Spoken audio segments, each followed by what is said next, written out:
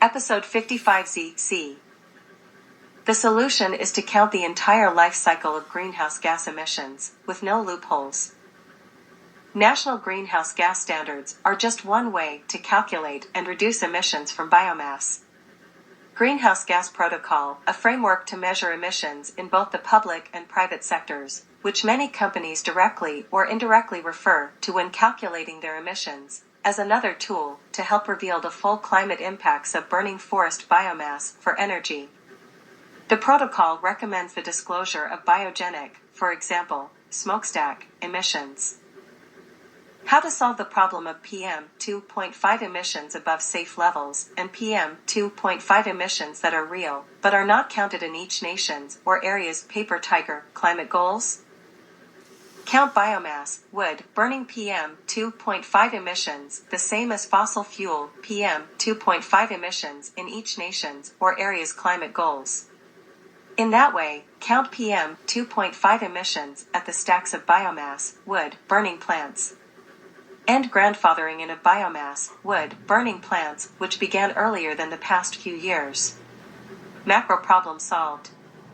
Then on to the micro, hyperlocalized problem of residential wood burning PM2.5 emissions that affect the health and lives of near neighbors. Use hyperlocalized purple air PM2.5 monitors in the yards of near neighbors of residential wood burners to detect and put on online maps the historical data of levels above EPA safe limits of PM2.5, and with laws against PM2.5 pollution using PM2.5 monitors rather than ineffective certification of wood stoves. Shut down residential wood burning, wood stove by wood stove in each hyperlocalized area in which they pollute, using purple air PM2.5 data as evidence of pollution above EPA PM2.5 safe limits. Japan, EU, UK biomass emission standards fall short, full of loopholes, critics, Mungabe. Imported wood pellets in the UK waiting to be burned at Drax, a former coal-burning power plant converted to forest biomass. Image by D.C. Govak via Mungabe series, covering climate now, covering the commons, planetary boundaries. Japan, EU, and UK biomass emission standards fall short and are full of loopholes, critics say. Excerpt. A global biomass boom continues unabated with Japan, the European Union, and United Kingdom among those governments providing large subsidies for the burning of wood to make energy. All three governments have developed life cycle greenhouse gas emission standards for biomass power plants, but forest advocates say those standards rely on multiple loopholes to avoid any real carbon savings. Those loopholes include not counting carbon discharged from power plant smokestacks, the biggest source of emissions in the biomass life cycle, while continuing to erroneously count biomass as carbon neutral, according to industry critics.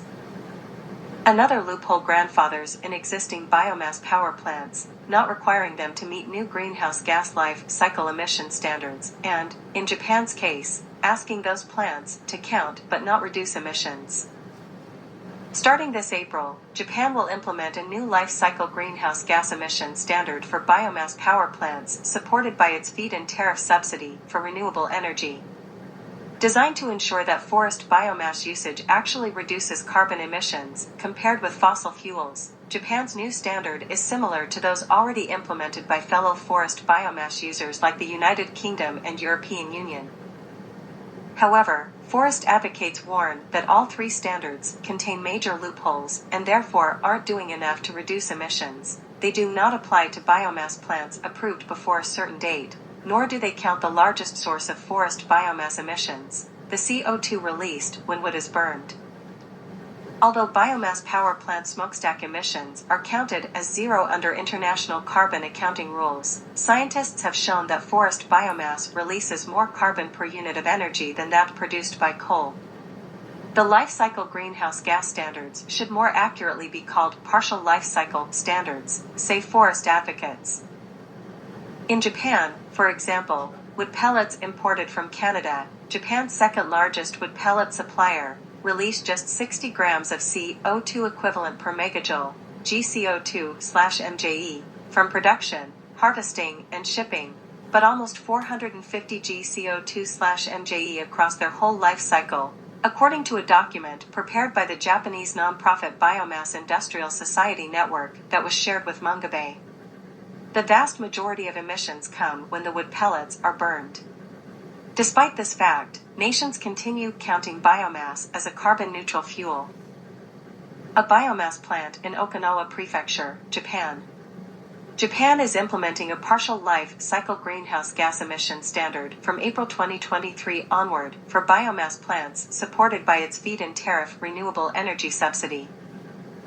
A 2021 study, previously reported by Mungabe, from the UK Policy Institute Chatham House and the US-based Woodwell Climate Research Centre found that full life cycle emissions for wood pellets, encompassing production, transportation, and burning, would account for 2.8 to 3.6% of the UK's total greenhouse gas emissions in 2019. Those emissions increase global warming but are unacknowledged due to an international carbon accounting rule loophole.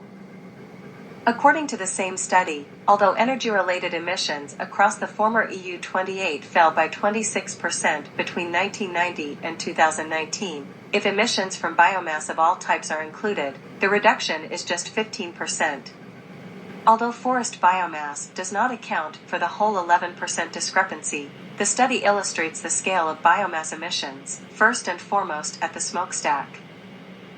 A faulty life cycle standard. Although forest advocates see Japan's new partial life cycle standard as a step in the right direction, they are skeptical of its efficacy. The Japanese standard, for example, only requires existing biomass plants to disclose, rather than actually limit, their partial life cycle emissions.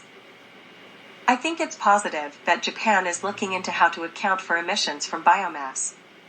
Unfortunately, the actions taken to date are woefully insufficient and aren't going to do anything meaningful to actually limit those emissions, said the Japan director of the environmental nonprofit Mighty Earth.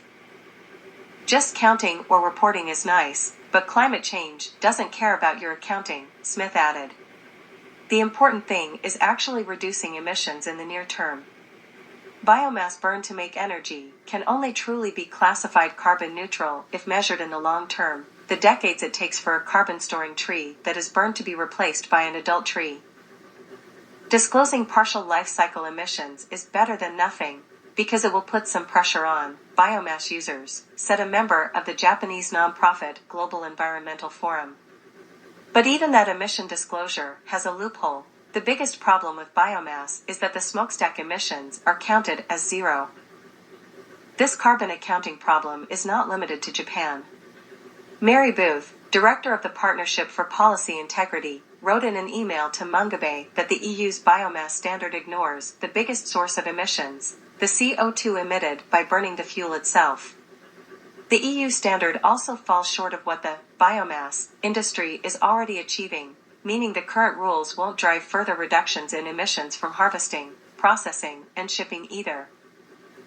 The UK standard is better, Booth continued, because it appears to be low enough that it disqualifies imported wood pellets. However, she highlighted that the UK standard does not apply to biomass power plants built before 2021. Biomass life cycle standards leave out smokestack emissions. The EU's partial biomass life cycle standard compares emissions from harvesting, manufacturing, and transporting biomass with a standardized fossil fuel smokestack emission value, in this case 183 g CO2/MJE for electricity generated. As laid out in its Renewable Energy Directive, RED II, biomass plants must reduce emissions by at least 70% at plant starting operation from 2021, and 80% at plant starting operation in 2026. However, wood pellet imports to Europe are already able to achieve even the lower target. The new EU standard will do nothing to constrain wood pellet imports, even those from North America with maximal transport emissions, wrote Booth and Ben Mitchell in their 2020 report Paper Tiger.